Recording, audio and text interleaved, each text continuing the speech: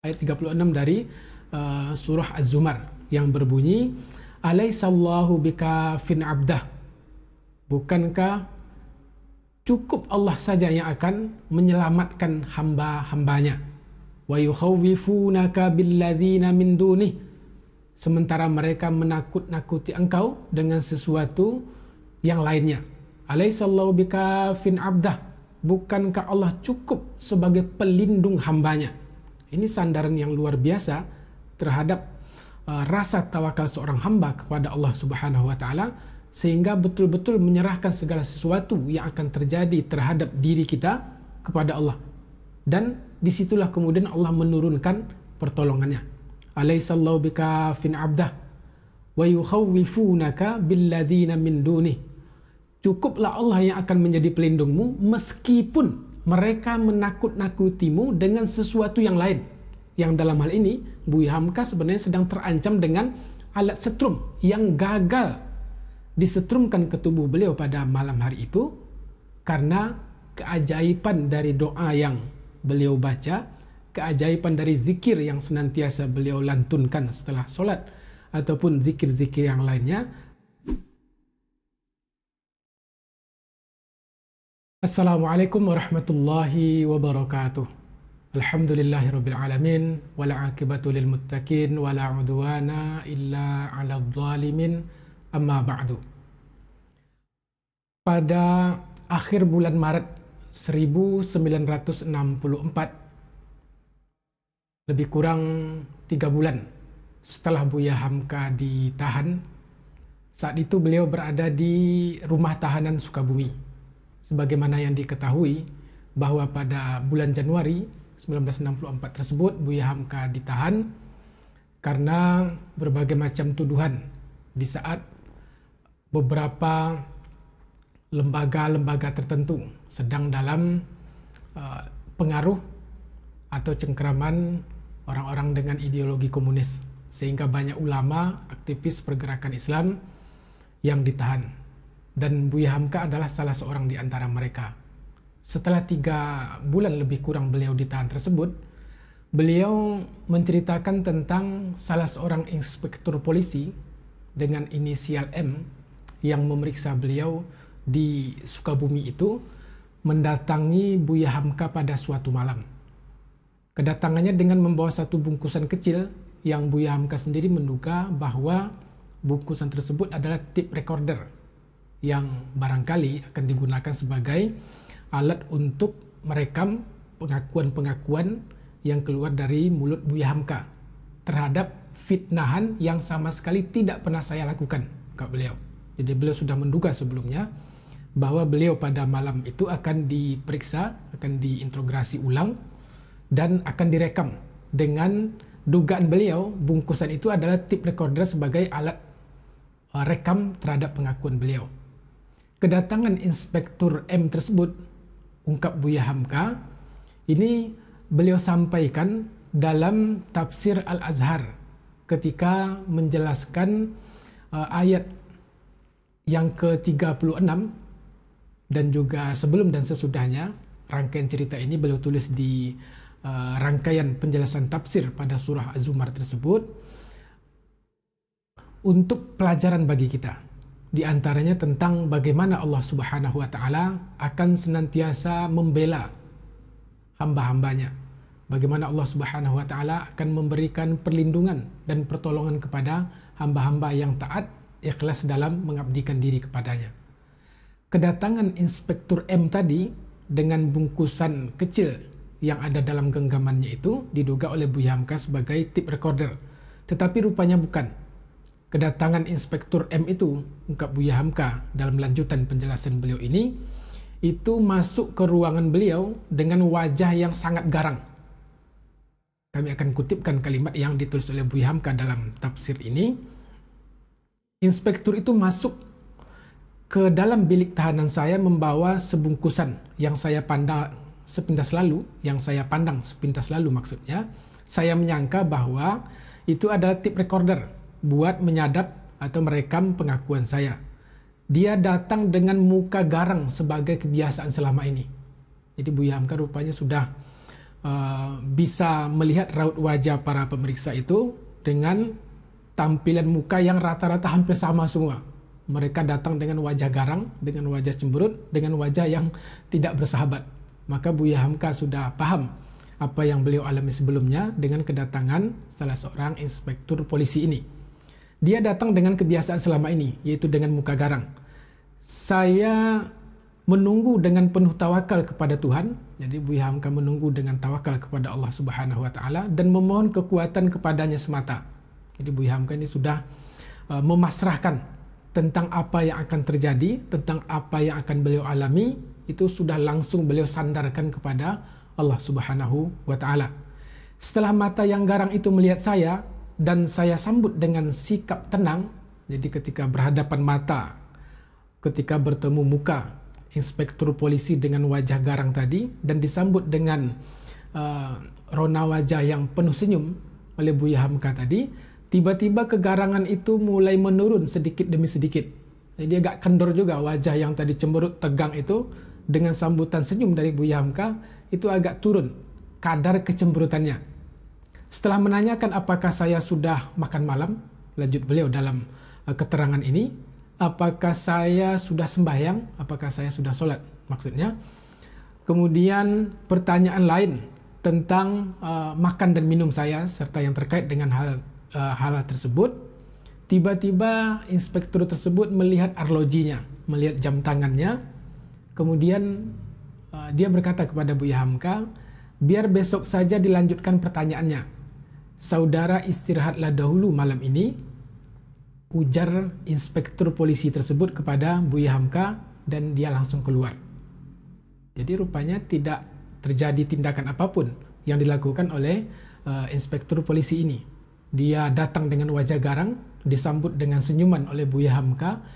Setelahnya terjadi dialog, tapi tiba-tiba atau seakan-akan dia membatalkan niatnya untuk memeriksa Buya Hamka pada malam hari itu. Setelah dia melihat jam, sehingga akhirnya Buya Hamka dipersilahkan untuk istirahat. Setelah inspektur polisi tersebut agak menjauh, rupanya ada polisi lain atau petugas jaga dari pihak kepolisian yang melihat kedatangan inspektur polisi tadi, kemudian dia keluar, itu ada yang melihat dari kejauhan aparat kepolisian yang lain. Buya Hamka menyebutkan ini adalah beliau mengistilahkan pada zaman itu disebut dengan polisi muda atau agen polisi. Ini mungkin baru tamat pendidikan, polisi junior istilahnya. Masuklah polisi muda yang ditugaskan untuk menjaga saya. Ini petugas jaga di ruangan tempat mana Buya Hamka ditahan. Kalau yang tadi itu adalah petugas yang akan memeriksa beliau. Setelah masuk polisi junior tadi ke ruangan Buya Hamka yang usianya baru kira-kira 25 tahun, dia melihat terlebih dahulu kiri kanan. Jadi sepertinya ada sesuatu yang disembunyikan oleh petugas polisi yang menjaga ruangan tempat Buya Hamka ditahan ini. Setelah berlalu inspektur polisi tadi, tiba-tiba datang polisi muda tadi ke ruangan Buya Hamka dengan melihat kiri dan kanan. Akhirnya setelah jelas ungkap Buya Hamka, tidak ada orang yang melihat, dia bersalaman dengan saya sambil menangis. Kami ulangi, polisi tadi bersalaman dengan Buya Hamka, kemudian meneteslah air matanya. Diciumnya tangan saya, ungkap Buya Hamka. Kemudian polisi tersebut berkata, Alhamdulillah Bapak selamat. Alhamdulillah. Jadi sambil menangis, sambil mencium tangan Buya Hamka, sesudah itu dia menyampaikan Bapak selamat. Alhamdulillah. Mendengar ungkapan ini, tentunya Buya Hamka menjadi heran. Mengapa? Tanya beliau. Kemudian apa jawaban dari petugas kepolisian tadi? Jawabannya sesuatu yang di luar dugaan kita. Jawabannya adalah ini yang kami sebut tadi, bagaimana Allah memberikan penjagaan kepada hamba-hambanya yang taat. Jawaban dari petugas polisi itu adalah bungkusan yang dibawa oleh Inspektur M tadi adalah strum, alat setrum. Kalau dikontakkan ke badan Bapak, kalau disetrumkan alat yang dibawanya itu, ungkap petugas jaga dari kepolisian tadi, Bapak bisa pingsan, dan kalau sampai maksimum setruman tersebut ditancapkan ke tubuh Buya Hamka, disetrumkan ke tubuh Buya Hamka, ungkap polisi tadi, kalau sampai maksimum bapak bisa mati. Demikian jawaban dari polisi muda tadi, ungkap Buya Hamka, yang menyebabkan kenapa dia sampai menangis dan mencium Buya Hamka. Sebab dia rupanya sudah menduga gelagat yang tidak baik dengan kedatangan Inspektur M tadi. Dengan bungkusan yang oleh Buya Hamka dianggap sebagai tape recorder, rupanya itu ada alat setrum yang kalau disetrumkan kepada tubuh beliau ketika itu bisa menyebabkan pingsan atau kalau maksimal bisa membawa kematian.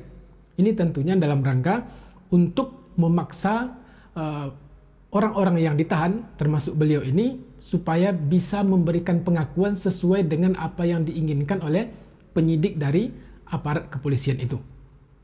Bapak sangka tape recorder, ungkap Buya Hamka dengan polosnya kepada petugas polisi muda yang menjaga ruangan beliau. Moga-moga Allah memelihara diri bapak karena bapak orang baik. Tambah petugas polisi tadi meyakinkan Buya Hamka tentang adanya Allah yang akan menjaga karena beliau adalah orang baik. Ini petugas polisi muda yang tahu bagaimana seorang ulama itu adalah orang yang baik dan kesalahan yang dituduhkan kepada mereka itu juga terbaca oleh hati nuraninya. Ini sesuatu yang tidak benar. 2 hari kemudian datang lagi Inspektur Polisi M tadi ke ruangan Buya Hamka. Tetapi dia datang bukan pada malam hari, ungkap beliau. Dia datang sore setelah Buya Hamka istirahat dari setelah selesai maksudnya melaksanakan sholat asar, dan kedatangan inspektur tersebut tidak membawa apa-apa. Kemudian setelah sampai di ruangan Buya Hamka, dia langsung bertanya, saudara baca doa-doa kalau akan diperiksa atau akan ditanya? Jadi dia langsung mengajukan pertanyaan kepada Buya Hamka, apakah Buya Hamka ini membaca bacaan tertentu ketika akan ditanya atau ketika akan diperiksa. Jawaban Buya Hamka adalah, di mana ada saja kesempatan, saya tetap berdoa, jawab beliau. Saudara dengar sendiri, kalau habis sembahyang atau setelah sholat subuh, ungkap beliau, saya selalu membaca Al-Quran. Di antara maghrib dan isya, saya juga membaca Al-Quran. Akan tidur saya berdoa. Bangun tidur pun saya berdoa. Setelah sholat pun, saya berzikir mengingat Tuhan, mengingat Allah Subhanahu wa Ta'ala. Kemudian muncul pertanyaan selanjutnya dari inspektur polisi tadi. Pertanyaannya adalah terkait dengan 2 malam sebelumnya ketika dia datang itu, dia bertanya, ketika saya masuk malam itu, saudara baca doa apa? Ini mungkin ada suatu kejadian ajaib yang dirasakan oleh Inspektur M dengan wajah garang, beringas, dan tidak bersahabat itu. Tiba-tiba dia melunak. Seakan-akan dia mengalami suasana batin yang menyebabkan dia penasaran, sehingga 2 hari kemudian datang kepada Buya Hamka dan menanyakan, Buya Hamka ini baca doa apa ketika akan diperiksa?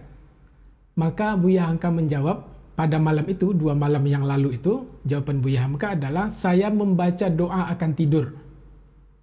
Dapatkah doa itu saudara ajarkan kepada saya? Ini nampaknya memang petugas polisi ini tak punya ilmu. Nampaknya memang dia tidak paham dengan zikir-zikir dan doa-doa. Sehingga dia ingin meminta doa yang dibaca oleh Buya Hamka ketika dia akan memeriksa Buya Hamka tersebut.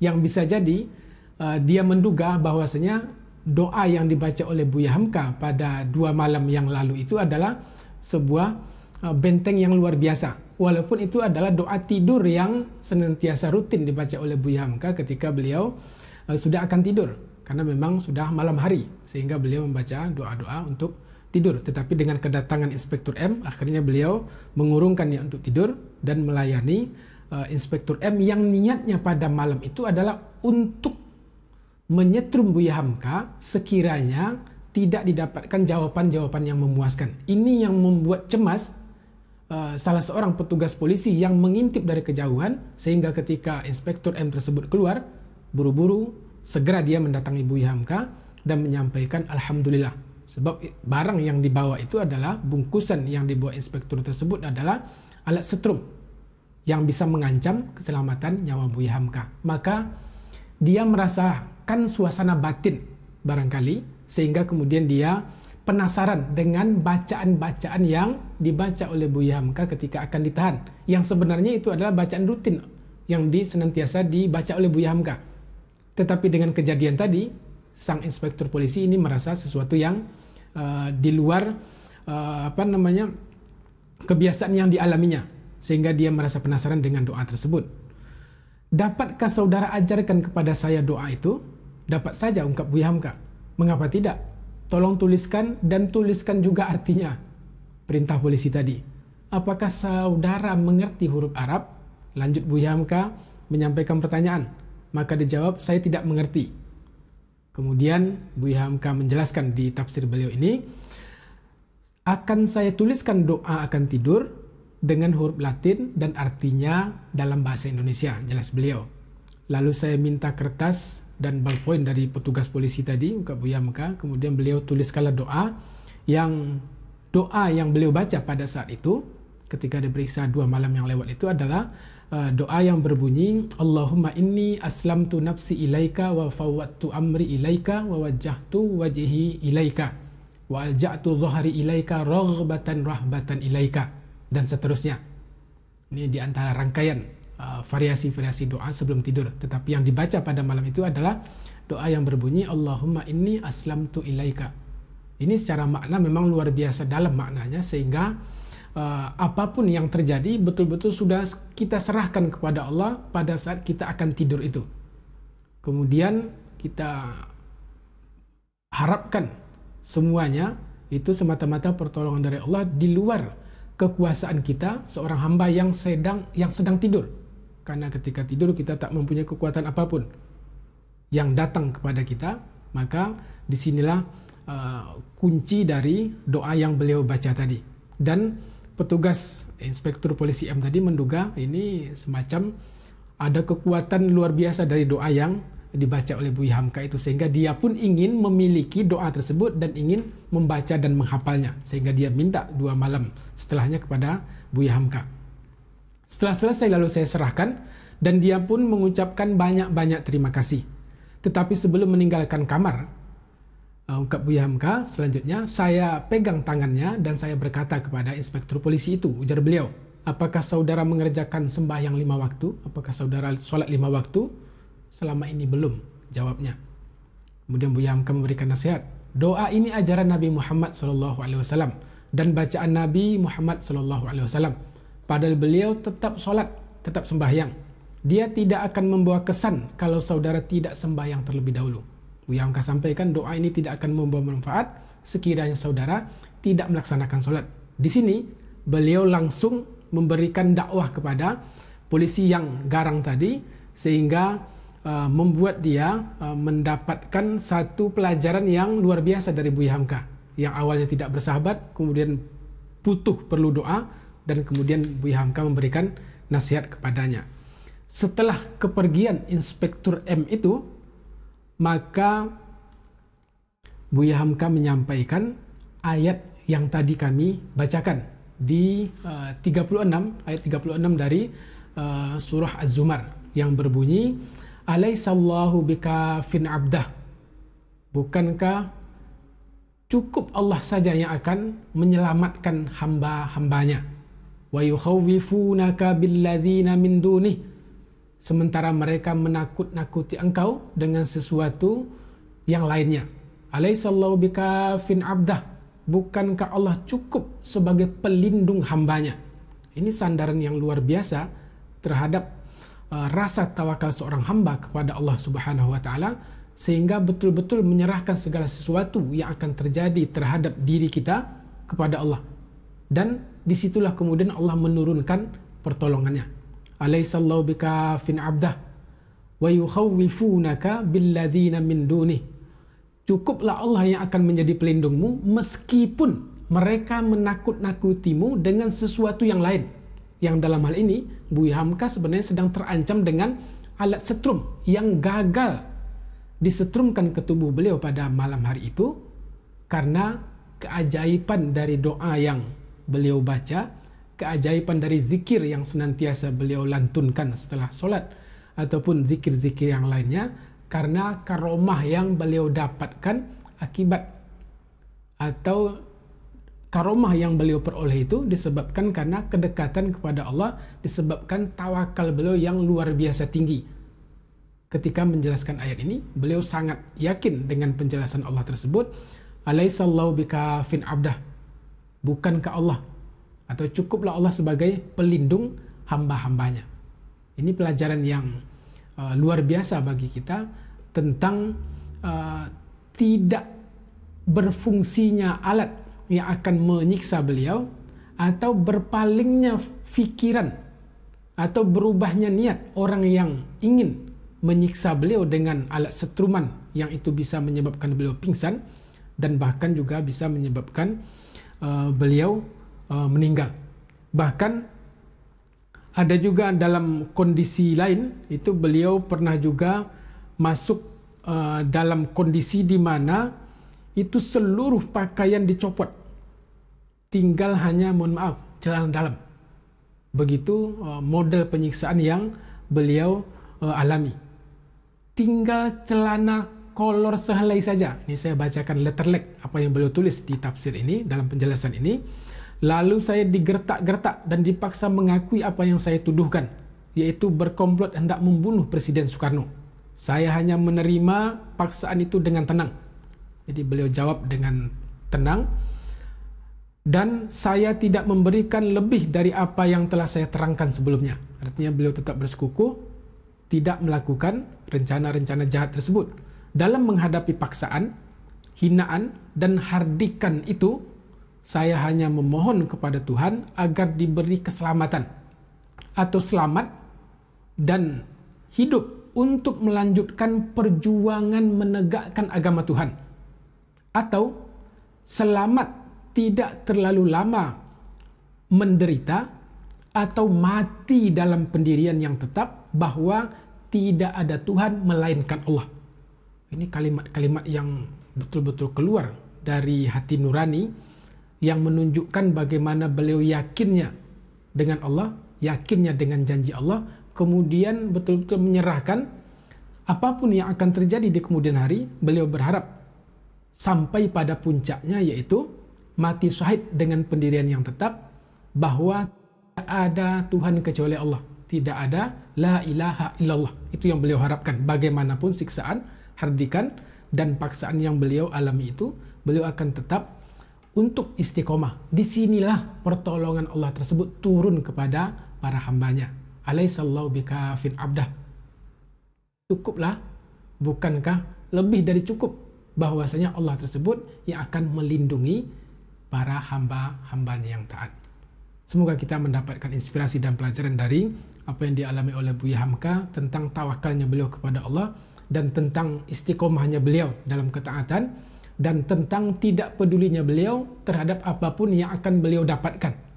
Sehingga kemudian orang yang berniat jahat tadi itu akhirnya Allah palingkan, tidak melakukan perbuatan-perbuatan yang sampai bisa menyebabkan Buya Hamka cedera ataupun meninggal dunia. Assalamualaikum warahmatullahi wabarakatuh.